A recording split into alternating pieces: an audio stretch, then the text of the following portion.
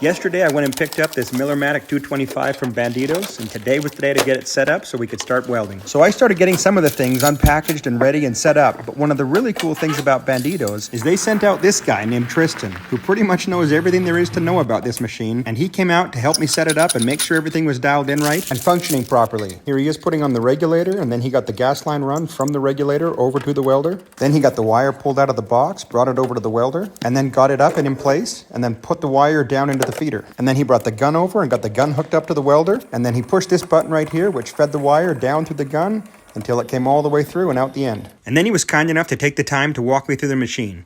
Here he is showing me all about how to read the chart and make sure I've got my settings right. And then we went to the front of the machine and he showed me all the cool features about it. One of the nice things about it is that it's got an auto feature, so you can just put in your settings on the gas that you've got, the wire that you've got, and how thick the steel is. And this machine is smart enough to figure out what you need, and it just does it all for you. And then we got our helmets on, and Tristan grabbed the gun and started showing me how to weld. And then he handed me the gun, and I took it for a spin. It's been a few years since I've welded anything, and so it was good to get my hands on a welder again and smell that burning steel. And then we turned things over to Wayne and gave him a chance to dance.